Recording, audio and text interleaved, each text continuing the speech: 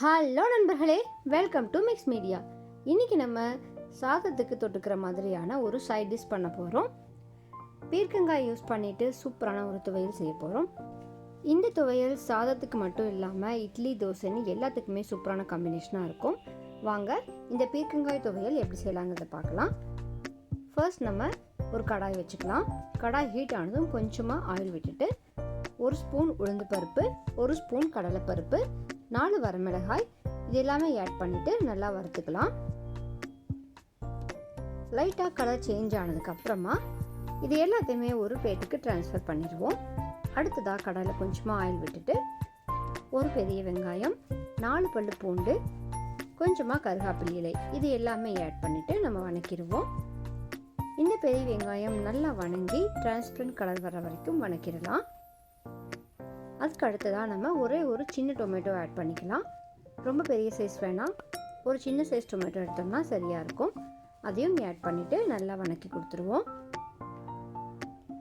இது கூடவே 1/2 டீஸ்பூன் ஜீரகம் ஆட் பண்ணிக்கலாம். ஜீரகம் நமக்கு ஒரு நல்ல ஃப்ளேவர் கொடுக்கும். அது மட்டும் இல்லாமல் நம்ம பருப்புலாம் போட்டு வணக்கிறதுனால டைஜஷனுக்கும் இது சூப்பராக ஹெல்ப் பண்ணும். இப்போ இது எல்லாமே நல்லா வணக்கிடலாம். அடுத்ததாக தேங்காய் கொஞ்சம் திருகி எடுத்துக்கலாம். இந்த வெங்காயம், தக்காளி எல்லாமே நல்லா வணங்கி வந்ததுக்கப்புறமா நம்ம புளி கொஞ்சமாக ஆட் பண்ணிவிட்டு நல்லா மிக்ஸ் பண்ணி கொடுத்துருவோம். நம்ம இப்போ திருகி ரெடியாக வச்சுருக்கிற தேங்காயை இங்கே ஆட் பண்ணிக்கலாம். இந்த தேங்காயை ஆட் பண்ணியாச்சுன்னா நமக்கு எல்லாமே ஒட்டி வர ஆரம்பிக்கும். அதனால் கொஞ்சம் நேரம் நம்ம மிக்ஸ் பண்ணி கொடுத்துட்டு அதையும் நம்ம பிளேட்டுக்கு ட்ரான்ஸ்ஃபர் பண்ணிடுவோம். அடுத்ததாக நம்ம பீர்க்கங்காயை நல்லா நைஸாக கட் பண்ணி எடுத்துக்கலாம்.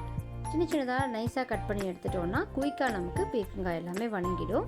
அதனால் ரொம்ப பெரிய பெரிய பீஸஸாக போடாமல் சின்ன சின்ன ஸ்லைசஸாக போட்டு கட் பண்ணி எடுத்துக்கோங்க.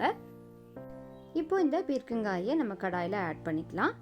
நம்ம இங்கே பீர்க்கங்காய் மட்டும் இல்லாமல் பீர்க்கங்காயோடைய தோல் மட்டும் கூட போட்டுட்டு இதே மாதிரி செய்யலாம். கூடவே கொஞ்சமாக ஆயில் விட்டு வணக்கிடுவோம். லைட்டாக சால்ட் போட்டுட்டு மிக்ஸ் பண்ணோம் அப்படின்னா நமக்கு சீக்கிரமே இந்த பீர்க்கங்காய் எல்லாமே வணங்கிடும். நல்லா மிக்ஸ் பண்ணி கொடுத்துட்டு கொஞ்சம் நேரம் நம்ம லிட் போட்டு க்ளோஸ் பண்ணிடலாம். ஒரு 5 மினிட்ஸ் நம்ம வணக்கி கொடுத்தோன்னா நமக்கு பீர்க்கங்காய் எல்லாமே நல்லா வணங்கி வந்துடும்.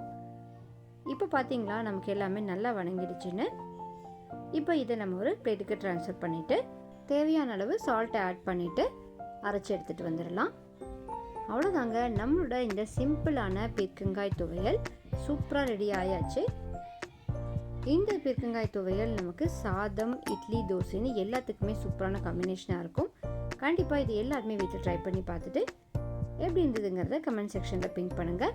இதே மாதிரியான சிம்பிளான ரெசிபீஸ்க்காக நம்ம சேனலை மறக்காமல் சப்ஸ்கிரைப் அண்ட் லைக் பண்ணிவிட்டு காத்துருங்க. டாட்டா, பாய் பாய்.